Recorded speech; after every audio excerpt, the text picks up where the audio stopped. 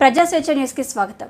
కూలీలతో పని చేయించని క్వారీని రద్దుపరచండి. జిల్లా కలెక్టర్తో ప్రజా సంఘాల విజ్ఞప్తి, నేతల విజ్ఞప్తి. మహదేవ్పూర్, పలివేల మండలాలలోని పంకెన 1, పంకెన 2, పలిమెల 2, అంబటిపల్లి 2, అంబటిపల్లి 2, అంబటిపల్లి 3, అంబటిపల్లి 4 పెద్దంపేట క్వారీలలో ఇసుకను కూలీల ద్వారా గోదావరి ఒడ్డునకు చేరవేసి కూలీల ద్వారానే రవాణా చేయించే విధంగా టెండర్లు వేసిన కాంట్రాక్టర్లు భారీ యంత్రాలతో ఇసుకను తోడి రవాణా చేస్తున్నందున వీరి క్వారీలను రద్దు చేయాలని లంబాడి హక్కుల పోరాట సమితి అధ్యక్షులు అజ్మీరా ఫూల్ సింగ్ జిల్లా కలెక్టర్ రాహుల్ శర్మకు విజ్ఞాపన పత్రాన్ని అందజేశారు.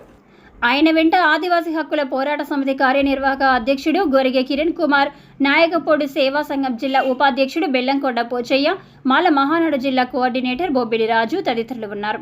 ప్రజలకు పని కల్పించే ఉద్దేశంతో గోదావరి నదిలో ఇసుక క్వారీలను మా ప్రభుత్వం మంజూరు చేసిందని అజ్మీరా ఫూల్ సింగ్ పేర్కొన్నారు. నిరక్షరాస్య నిరుపేద గ్రామాలలో క్వారీలను సొసైటీల నుండి అక్రమ పద్ధతులలో దక్కించుకున్న కాంట్రాక్టర్లు ఇష్టారాజ్యంగా ఎస్సీ, ఎస్టీ, బీసీల ఆదాయాన్ని కొల్లగొడుతూ యంత్రాల ద్వారా, జేసీబీల ద్వారా రాత్రనక పగలనక పెద్ద మొత్తంలో గోదావరి నుండి ఇసుకను డంపులుగా పేర్చారు. భారీ లారీలలో నింపడానికి కూడా జేసీబీలను వాడుతున్నారు. ప్రజలకు చిన్న పని కూడా కల్పించకుండా స్థానిక దళారులను దరిచేర్చుకొని క్వారీలు దర్జాగా నడుపుకుంటున్నారని కలెక్టర్కు వివరించారు. గిరిజన ఎస్సీ, బీసీలను దృష్టిలో ఉంచుకొని జిల్లా కలెక్టర్ ప్రజలకు న్యాయం చేయాలని, వీలుగాని పక్షంలో సమగ్ర విచారణ జరిపి క్వారీలను రద్దుపరచాలని ప్రజా సంఘాల నాయకులు జిల్లా కలెక్టర్ రాహుల్ శర్మకు విజ్ఞప్తి చేశారు.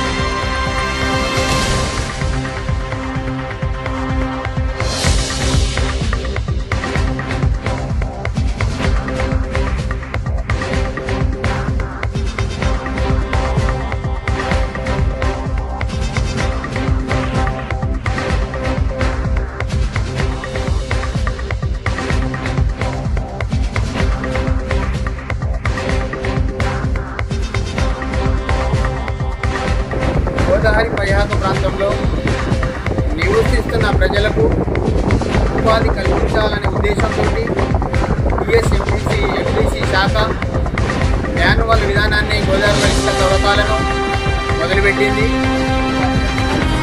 అదే విధంగా పంకెన, పెద్దంపేట, అంబటిపల్లి ఈ గ్రామాలలో 6 ఇసుక క్వారీలను పర్మిషన్ ఇవ్వడం జరిగింది.